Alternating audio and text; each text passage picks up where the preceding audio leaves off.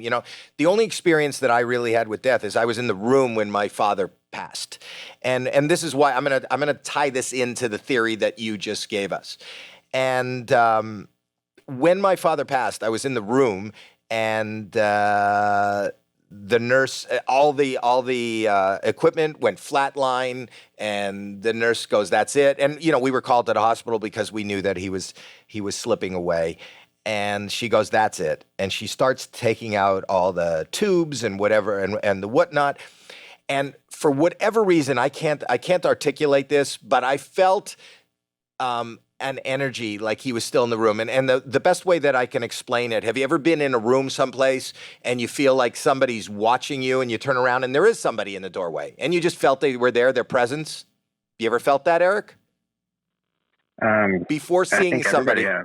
I think the average person, we don't think about it, has felt somebody's presence looking at them, near them, and then they turned around and they were there. I think your answer to this, or the story you just told, gives us a piece of that answer, and that is we are this electromagnetic being, or that's part of our being. So you feel the energy, you know, we give off energy, whether we give off heat, whether we give off sound, we give off energy. So people know when you're in the room. There is a feeling to have another living creature live, even without hearing. You feel that. And when she told me my father was gone, for some reason I just had, and this was like before any of this stuff that happened, well, the one thing happened with Jackie with the house, but none of the stuff where she was in contact. They were taking out the things, and I could feel my dad was still in the room. My dad was in the room, but he wasn't in this body that I was looking at, and I can't articulate, but he was in the room, and I screamed at the top of my lungs. I screamed, "Dad, Dad!" And he went back into his body and took one more, he took a breath like that. The nurse jumped back and went, "Fuck." You know, like even verbally said, "Fuck." And then I saw my dad was suffering. I said, "No, you can go, you can go, you can go, you can go."